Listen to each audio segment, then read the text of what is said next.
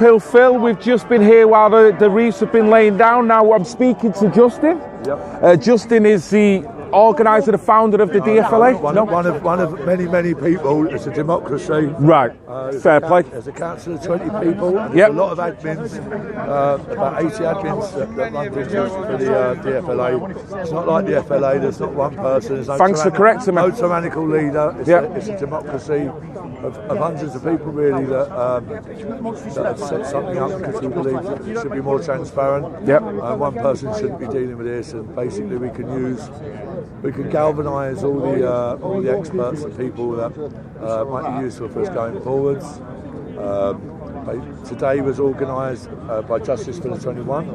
A lot of guys from Birmingham, from Villa and West Brom, from Julian Bryan. And all the victims of Justice for the 21. That's why the D.F.L.A. was here today, supporting that, in support of that, along with the veterans, the Gurkhas, various other groups of people that came along together to support Justice for the 21, which we continue to support. The D.F.L.A. has raised quite a lot of money for Justice for the 21 and will continue to do so until they get justice, until this government agrees that they should be getting legal aid like everybody else seems to get. Why shouldn't they get it? They're giving legal aid to all kinds of people, even if it's terrorists and so forth that fighting extradition and so forth. But they can get legal aid. Why can't 21 victims, which is still the biggest mass murder in this country that hasn't been... it's ridiculous when you weigh it up, isn't it? It's ridiculous. But it's still there. To be honest with you, yeah. And it's not going away. We were in London a few weeks ago. We're going to Manchester. We're going to various other places, and we will always be supportive of Justice for the 21. We're going to go on tour, if you like. We're going to go to Manchester. We're going to Telford. We're going to Rotherham. We're going to go to Rochdale. We're going to go to all these places and keep taking that message there. That the people aren't prepared to put up with this anymore. Something needs to be done. And if the government aren't going to do it, then the D.F.L.A. will still be going there, showing genuine concerns. We don't advocate violence. We do protests, and we try to gain as much publicity for Justice for the 21 and for several other causes. We've got a Homeless Alliance that we started now, which is about getting homeless veterans off the streets. There's 7,000 homeless veterans on the streets of this country. So much for white privilege. It's a disgrace, Phil. 7,000 people that fought for this country are living homeless on the streets. I say living, it's not much of a life, is it? No, but it's existing. Homeless on the streets of the UK. And we're now setting up places that we can feed them and house them, and we hope to get the Royal British Legion on side. We've had 5 buses donated to us by veterans and veterans. Nice. Which we're going to be taking around the country, helping to feed people. We hope to get celebrity chefs to come on board and support them, and we're going to appeal to the Royal British Legion to help us facilitate veterans being able to sign on with the Royal British Legion, which there's one in every town. Why can't these people that are homeless veterans sign on for the Royal British Legion every week or every 2 weeks, whatever they need to do, so that they can get payments and we can help get them off the street? The government needs to do more about this, and the people need to have a social conscience about this. Not just the veterans, all homeless people are looking to help. But if we can help open the door, make that door ajar, by getting the veterans in there first, then hopefully we can follow on with that for all homeless people. Let's get homeless people off the streets of England. It's not right. It's adequate aftercare, and when you hear that there's so many homeless, particularly of people who have, paid service to the country, and then when you hear about 450 ISIS members coming straight into council houses, no doubt on benefits, and they've got the red carpet laid out, what's the public supposed to think? Well, that was Chris Phillips. Chris Phillips was on Sky News yesterday. Chris Phillips is the former head chief, I believe, of one of the anti-terror squads. Something along those lines. On Sky News yesterday said there are 20,000 terror suspects they're trying to monitor at the moment. There are only 120 police officers, 120,000 police officers in this country. Sooner or later, there's going to be more terror suspects than police officers in this country. If someone doesn't do something now, the government needs to get on this. Theresa May, I don't know what you're doing, Theresa, but if there's some bigger plan that we don't know about, please let us know, because as things are standing now, like I said in the speech today, it's akin to Theresa May leaving all the doors and windows of her house open and feigning surprise when she comes home to find she's been burgled. Because, on top of that, mate, it's not right, mate. Doesn't make sense. I heard a nickname before, Sharia May, and I think what was it Richard said? Teresa the Appeaser. These are the names, is it? But this only comes out because it becomes. They're appeasing terrorism. Yeah. And it's fear. It's fear. People need to grow a pair of balls. Submissive to it, yeah. It's fear. Do you reckon Saudi Arabia's got anything to do with it? With the money? You know, it gets very geopolitical, doesn't it? Did you see the British government gave a 16 billion contract for Saudi Arabia? 16 billion. What's that, a payoff? So we're giving them aeroplanes. It's just all appeasement. You're completely right, Phil. Theresa May. Let me tell you something. I'm not political. I'm not left or right. It's not about left or right. See you later, young man. It's not about left or right, Phil. It's about right and wrong. And it's wrong. This country's sitting there in fear. People think this is a nightmare. They think they're going to bury their head under the pillow and this is going to go away, Phil. This is not going away. It's only going to get worse. People need to stand up for their rights now. Yeah. Freedom of speech is being trodden all over. Our children are being raped. At what point do people want to stand up and say enough is enough? And we'd be just as much disgusted to hear that if there was a grooming gang done by black people or white people or Irish people. No, that's what I'm saying. That's what I'm saying. People are using that as an argument. You've got Sikhs. It's nothing to do with colour. Sure. So don't use that. Stop. Let's get back to the issue. Anybody who voices a genuine concern in this country about where this country is going is demonised by Diane Abbott that you're a racist. Diane Abbott, I've got a message for you. You're creating a surge in the far right. We're not far right, but you're telling people who are voicing genuine concerns that they're far right.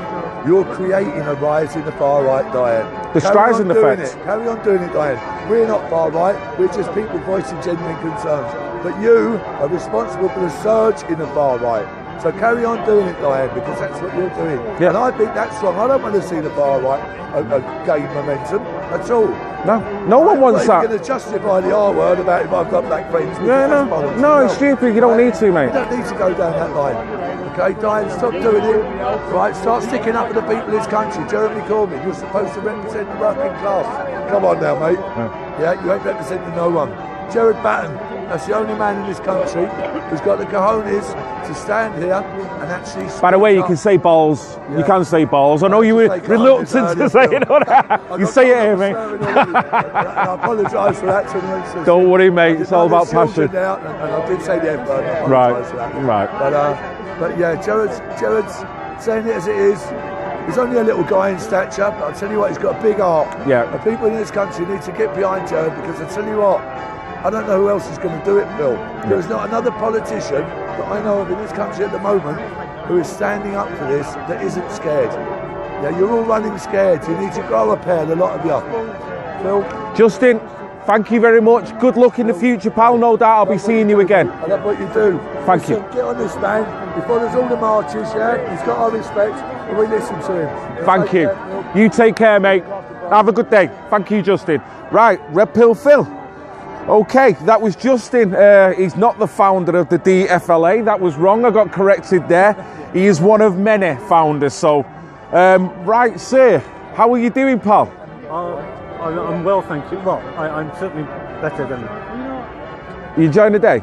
Sorry? Are you enjoying the day? How's the day gone for you? Yeah, Phil, I am actually. Yeah, it's been powerful. Thank you. Yeah. Can I just ask for the purpose of the camera what your name is, mate? It's Nissar. Nissar, right. Hussein. Okay. Nissar Hussein. Yeah. Okay. Yeah, just because later on when I'm itemising, if I don't get people's names and then I get comments saying, what's his name? Why don't you put it there? So thank you, Phil. No problem, mate. Okay. So can you tell us your story then, pal? My story? Yes. Well, my story is, Phil, I'm born and raised in this country. Yep. Actually, growing up in this wonderful green pleasant land of ours. I converted to Christianity in '96. Yep. I'm from a Pakistani ex-Muslim family. Right. Well, I beg your pardon, I'm an ex-Muslim. That's what I mean to say. And our lives have hung in the balance by the Islamist barbarians of Bradford who have annihilated us. And over 18 years, subjugated us under Sharia law, which I've tried to stand against.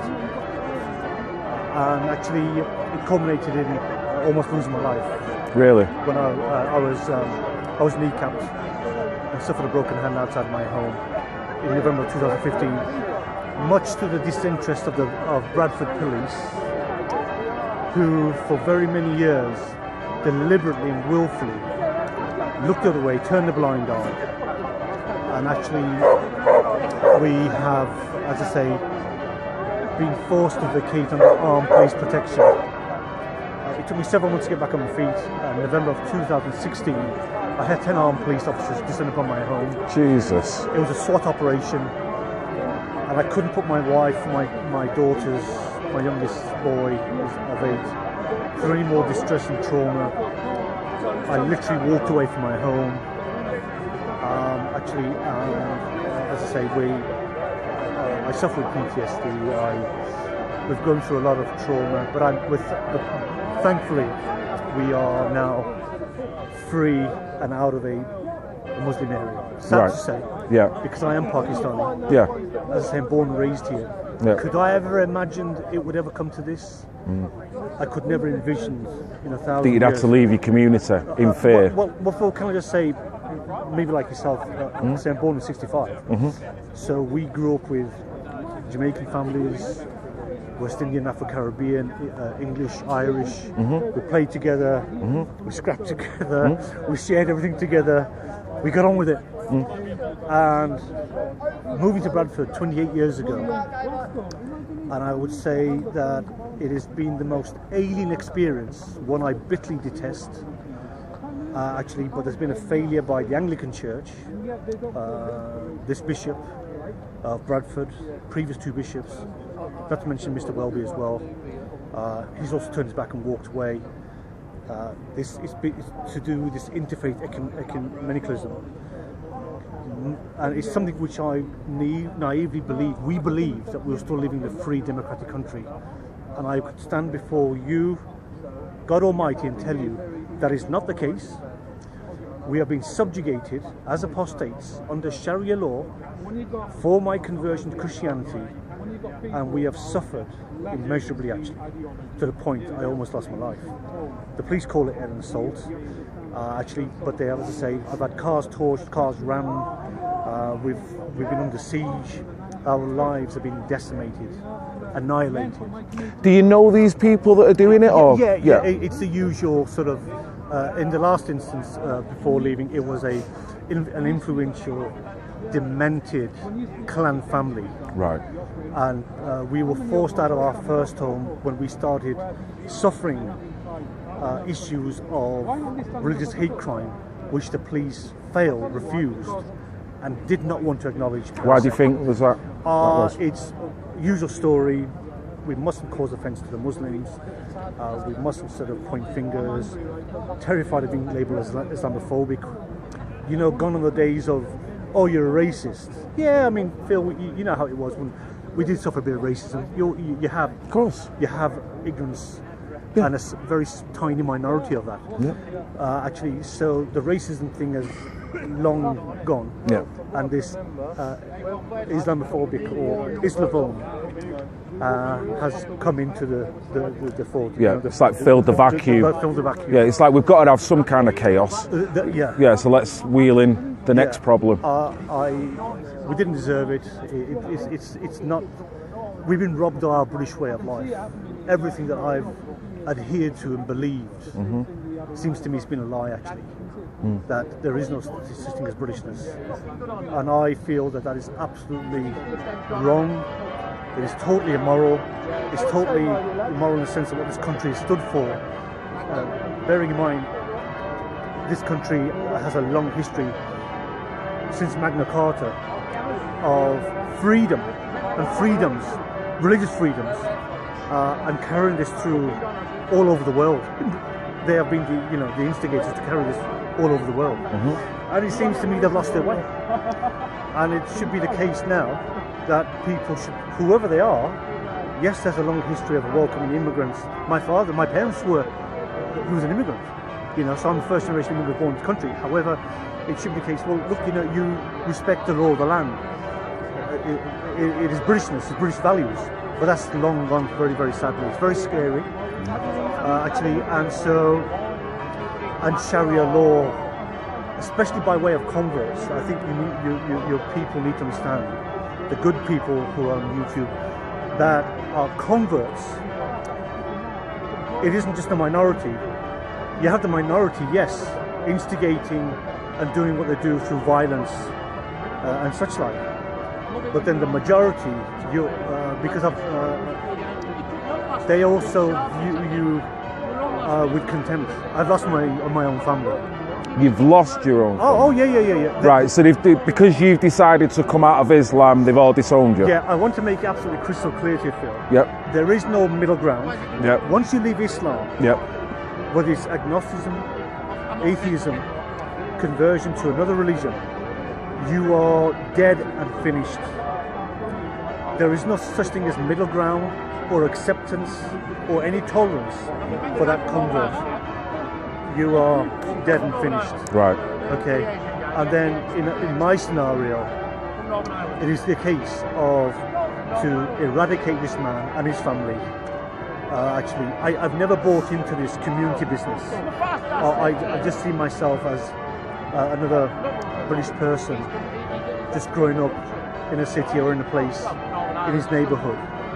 That was the essence of who we were growing up in this country. There is a grave issue concerning us converts. We pay a very heavy price. As I say, so there is a grave fear, and I think we've been very unique as a family. We've learned to embrace that fear, and regardless, get on with it because of our, at that point, faith in believing that we were in a free democratic country. But that is not the case. It's gone too far with the ethnic minorities. Yes, there's always, as I say, going back, there was a little bit, but they've created a parallel law system, a law for them and a law for the likes of others. Yeah. The good British sort of law-abiding citizens, such like. Yeah. And so we are in a crisis. As I say, I've walked away from my home. It's still there, actually, and our faith has really been tested, but also in this country. Theresa May was the Home Office Minister going back all this time, and she's actually complicit in this as PM. The Bradford Police, Norman Vetchison, by the way, was the ex-chief constable who is now implicated, facing charges quite rightly with the Hillsborough disaster. So the corruption, the collusion of the Bradford Police knows no bounds, or on the basis we mustn't offend Muslims or point a finger. I can't express to you in words, I'm struggling to express to you in words how serious a crisis this is. Yeah. And this is not Britain as I know it, certainly from my perspective, what we've gone through. And I think many others that you've spoken to could say things as well, actually. Yeah, you know? Well, what gets me, mate, it doesn't matter what community of people that the police are doing that to. If they're going to decide to have winners and losers between different identities, then that is a severe problem, because you're making the others an outcast. Yeah. When we all should be one civilization. But in the other breath, they're saying, no, we're not doing that. No. We're all for protecting everybody. But how can they be doing that when they're blatantly not? That they've bought into this amazing Islamic deception. They are not the victims. I am the victim, my family is the victim, we are the victims. Of course. So that is another aspect to it as well. Yep. Actually, and you have obviously Muslim MPs, good luck to them all. In my case, you had George Galloway actually spewing out his anti-Semitic hatred for the Israeli, declaring Bradford as a no-go Jewish zone or something. Really? Yep. Actually, going back some years ago, that could be easily looked up actually. Right, okay. Then you have this disgraceful Naz Shah, another anti-Semitic, suspended but reinstated. She also made a statement, didn't she, that actually that the Rotherham girls, when they were speaking out, some of them, not all, I think she made a statement by saying they should shut up for the sake of diversity. And Sarah championed this poor woman, this MP of Rotherham, who made a statement and said, it is a Pakistani problem, get real, or worse to that effect. So Nissar drummed up her 100 buddies, these wonderful liberal MPs in the corridors of power, and they got that poor woman sacked, actually. Fascism. Yeah, but they would call us fascists and racist and Islamophobic. So you see, it is very, very unbalanced, and this is what you have actually. You know, so I could go on and on. All I can tell you is our lives have been annihilated. How we've been robbed of our British way of life, and now I'm picking up pieces of my life again. We were already forced out after several years suffering back in the early years in 2006.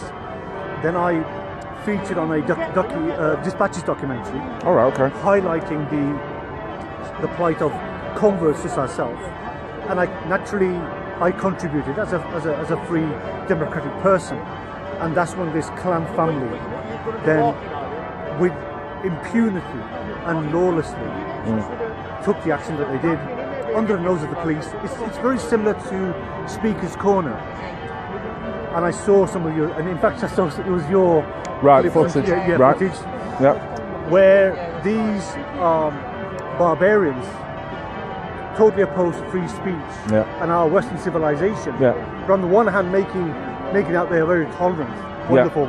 You tried to make it out that was assembly all about racism, and it wasn't. But this is how they dilute it, and they conflate. And then the police, and the authorities, can't touch it. And they try to shut you, and they've done it for decades now. And so, if you saw blatantly how one of the sort of the leaders there, or so it seems, actually the ringleaders, should I say, was whipping people in the crowd under the nose of the police, and yet the gentleman that took the brunt of most of the assault, the whipping, was actually grabbed by the police. You're all right, mate. You're all right, lad. Right. Thank you, mate. Cheers. And Phil, apparently I'm told that he's now boasting. Well, first of all, nothing was done on the day, and he's openly boasting he's not been arrested. Now this what message does that send out? And so if I can now kind of equate that with our situation, the police, by turning a willful blind eye, completely and utterly refuting to understand that we are suffering because of our Christian conversion and apostasy and the rigours of Islam, which shouldn't have affected me in the West. If I was in Pakistan, Middle East, and I could understand they're going to come for me and want to lock my head off, but not in the West. So going back to that point, so what they've done effectively, they give these barbarians a green light, and they leave us, the victims, wide open to abuses and to be picked off. And I just couldn't afford to get myself killed and put my family through any more distress. And as I say, I class myself as a refugee in this country. I'm born and raised here, and my family and I, we class ourselves as refugees in our own country, in our own backyard. And I could just simply go on and on, but all I can say to you actually, this is not the England that I grew up in. It is not. Until something is drastically reversed, turned around, and somebody reforms Islam, then I think it's a very, very grey day. Well, with testaments like yours, mate, it's only going to help, you know, with people listening to a fair, balanced side that is not coming from any other position than telling the truth.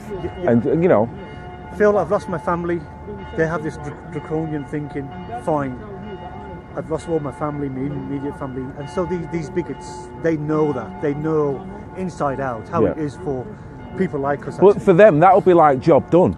Absolutely. That's what they want to do. They want to put the heebie-jeebies up you. They want to just turn your life upside down, don't they? Yeah, it's a lot of it's obviously to do with fear, instilling fear. Yeah. And I think Speaker's Corner for me portrayed some kind of an awakening, Yeah.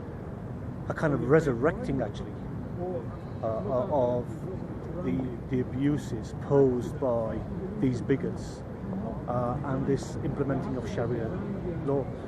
Look, my family are all Muslim. I respect that. But unfortunately, they don't respect me as a convert. And so, as I say, we pay a very heavy cost actually. Right. And a lot of converts are in deep fear. And so I would urge converts listening to this message now, if there's any way you can get in contact with me on Facebook, we are trying to set up a safe haven. How can people contact you? What's the best way? Via Facebook. Right. Yeah. And what name would you go under? It'll be sort of Nissar Hussain, punching my name, Nissar Okay. Hussain on Facebook. It was set up by a very dear gentleman who I've just met, actually, and the GoFundMe campaign, which was very, very decent of them actually. And can I make a point, Phil, of thanking No problem. Get it out, mate. the wonderful people that have supported us financially through the GoFundMe campaign, and by other means as well, through letters of encouragement. It's been such a wonderful encouragement, and if I can express my deepest gratitude for myself, my family, God bless you, thank you so much. Yeah. It means a lot. And if I could just say also that you also need to support rally round converts. I'm sure some of you YouTube listeners will be churchgoers, but even non-churchgoers can be friends. And I'm so overwhelmed by the support I've had here by supposedly racists. Yes. They've been, I feel so empowered. Yeah. Brilliant. They've been amazing, Phil. Yeah. And I'm, because I am, one of the people. Yeah. You know. You are. You know. We're all one. We're all one. That's Yeah. right, There's no differences. Oh, you're the token black guy. You're the token. No, it's not that at all. Phil, I was in a West Indian church, Jamaican church, Right. for 10 years in Bradford. They hounded me out of the church because of my safety, my family's safety. They were coming into services. They were sitting in amongst these thugs, in amongst my children. And because of the wonderful spirit of Christ and love that people have, they took advantage. They literally hounded me away from my West Indian family, and because they couldn't bear to see me walking into church. I could say so much, but we have some very terrible. It's a contaminant into it, and it is. It's anti-human and it's anti-Christian. It's anti. See, they've proven themselves to be uncivilized. Yes. And I'm not. They are. Yes, they are decent Pakistanis, but it's now for the decent Muslims of the world to stand up. Well, I didn't count one face in amongst hundreds of people here. Yeah. But we know they're out there. Yeah. Well, yes, but it's for them to come out. Yeah. And also show solidarity. Yeah. And really point the finger. Because we appreciate how difficult that is, because we've got the establishment, we've got politicians, we've got the mainstream media that are basically telling them, stay in your box. Don't you dare come out and back these wrong'uns. And that's what they're doing. But we know that out there, we know they're gagging to kind of come out, but they've got that fear of if I do, the nail sticks up, the hammer's going to come down. In our scenario, a lot of the councils were Pakistani Muslim, fair play. Yep. Nashar, I've told you about, who's been absolutely disgraceful, actually. And so we've had it from every angle, Yep. the isolation, the betrayal, and then sort of obviously the same token, endorsing for us to sort of be harassed and get kicked in and sort of beat up and annihilated and whatever. And so the fact of the matter is, this is uncivilized conduct. This is not what this country is about. It gives you so much. It gives these communities so much. Why else did our parents come? They came for a better life. They came, to better themselves, and to treat this country with such disrespect, actually, and ruin this nation. It's a travesty, and actually it's a sad indictment on the Pakistani community, my community, which obviously they've just pushed me away. And of course my children are the next generation. They've suffered. All they've ever known growing up from knee high, and they're now in their mid-20s and above, is nothing but persecution. And so one wonders really where can you go? But I love this country. Yeah. It's a country, and our love has been tested, and I'm just wondering how long I can keep on going. Looking at your face, mate, you look like you feel better doing what you're doing. It looks like it's getting, you're purging stuff out of you. You're feeling better. You see it in your face. You look happy being here. Because we've been oppressed. We've been isolated. Right. The church has abandoned us for fear. Again, it's this thing. It's a spirit of fear that which they create as well. Actually, and so, it's just been a very, very all-round terrible situation. I think most people would have had heart failure. I don't say that to sort of... We haven't got one single grey hair, so you're doing well on it. It's God's grace, Phil. Oh, okay. But something, actually, as I say, it's just that it's just really trying to do our best regardless, but unfortunately we've been completely taken out. I've had to leave Yorkshire, as I say, and I just don't know what the future holds for us. And so the strain and the issues that my family and I have suffered, psychologically, emotionally, and every which other human sort of emotion, it's been immense. And it's good, like you say. And by the way, I'm diagnosed with PTSD. I've had it for about 18 years now. They diagnosed me since my kneecapping when I was hospitalised. I spent 11 days in the hospital field. I had no police protection from my wife and my daughters and my youngest 8-year-old. 11 days I spent. I undergone 3 operations. It's the most debilitating, excruciating thing I've had to go through. They see that as a victory for Allah, but but the fact is, they are decimating again their own communities, and I find it very, very sad myself. Yeah. And I wanted to so serve that community and be part of that community, if you like. Again, I got to stress, I don't see it as a community. I saw me living amongst fellow Pakistani Muslims as well as other people. However, it is just been the most appalling, dire set of circumstances that I can imagine. Words fail me, really. Mate, it's been an absolutely insightful interview. Thank you very much. God bless you. You're a lovely guy. Mate, you don't have to thank me. Thank you for what you're doing. People, thank you for watching and listening, and keep us in your prayers. Anything last you want to say to the people of the YouTube community? I would say, look, stand up. Don't be kind of put off because of this fear. It's gone on for too long. There has to now be people making a stance and really just saying, no, we're not going to accept this anymore. We're not going to accept this bigotry, this Sharia. We're going to adhere to our way of life. Continue with your Western way of life, and just really be yourselves, and just say, don't be put off by this fear. Stand strong. People away.